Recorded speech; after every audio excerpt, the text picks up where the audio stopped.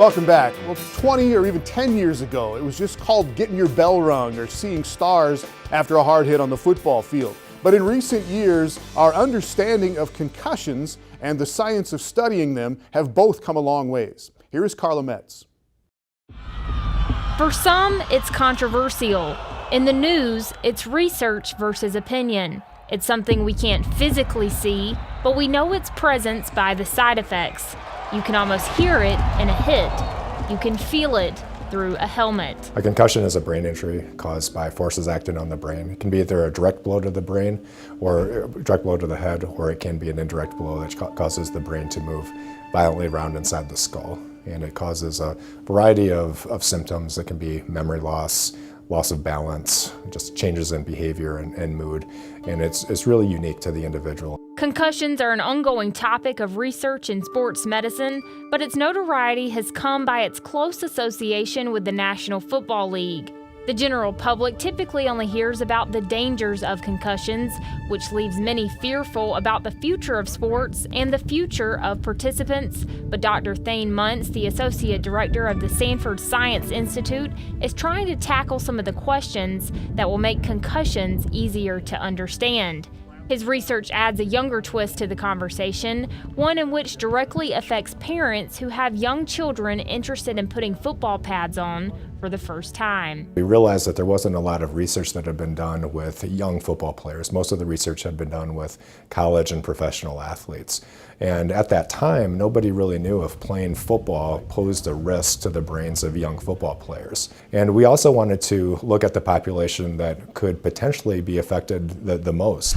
If you look at football participation rates in the United States, nearly 70% of all football players are younger than high school age. Yet it's the age group that we know the least about.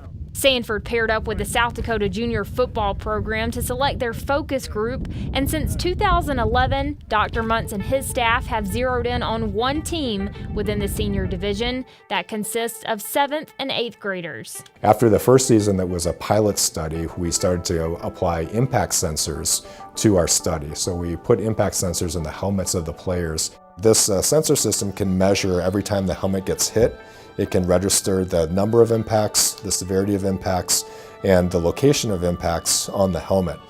Within that sensor system, we also have a data logger and a transmitter that sends out information to our sideline response system. So the question is, what do the amount of hits and the severity of hits tell us about young football players? The research team found, looking at middle school players on a hit-by-hit basis, the impact severity on the brain is nearly identical in the middle school population to that of high school football players, which was a surprising find considering the smaller size of middle school players and the slower speed at which the game is played. They also found the impact frequency, or the number of times they get hit in the head, is significantly less than a high school football player. Over the course of our study, we've also had 6 subjects who have suffered physician-diagnosed concussions while participating in the study.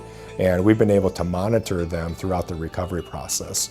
And we found that the time it takes for them to be cleared for full return to participation is about 30 days. And that's quite a bit longer than what's typically reported for adult athletes.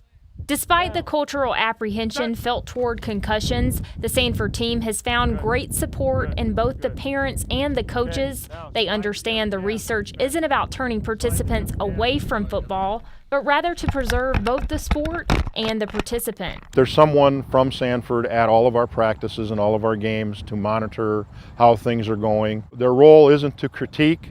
Their role is to observe and gather facts and gather information on what's going on so that they can tabulate it, they can put their information together, and hopefully it helps youth football, high school football, the helmet developers, the Rydels and Schutz of the world, in how they can make the game safer for the kids so they continue playing. I think we're just enhancing the game and making it a safer game.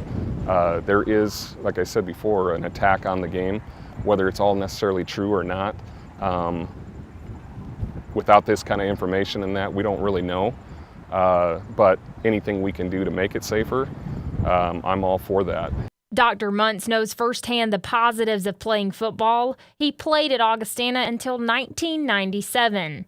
There wasn't a lot of thought about concussion when I was playing. Most of the concern was about neck injuries.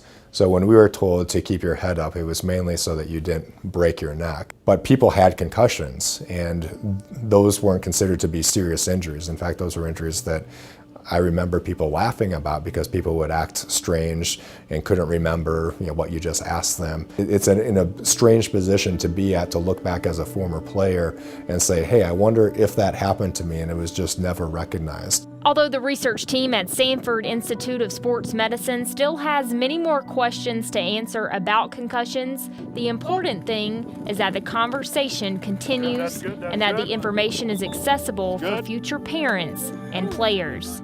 I would advise parents not to be scared of concussions and to recognize that we have a much better understanding now of these injuries and that the sport is probably safer now than it ever has been. You really have to make an individual decision, what's right for your son and for your family, and try and gather as much information as possible.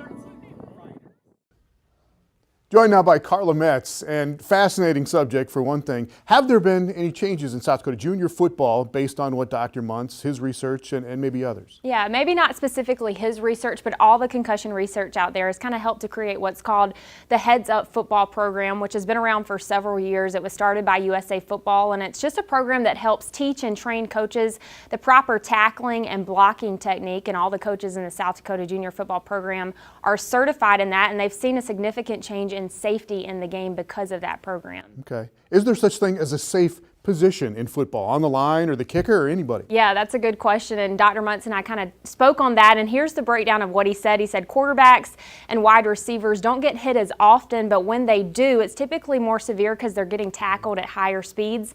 Linemen get hit very often, but it's typically less severe because it's at lower speeds, and then running backs and linebackers are kind of the worst of both worlds because they get hit often and get hit at a higher speed. So if you're looking for a safer position, you could argue that a lineman, maybe the big guys up front, maybe that they're the safest position.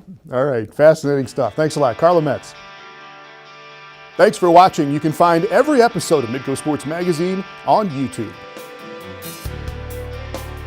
This has been Midco Sports Magazine, presented by Shields and Sanford Orthopedics and Sports Medicine.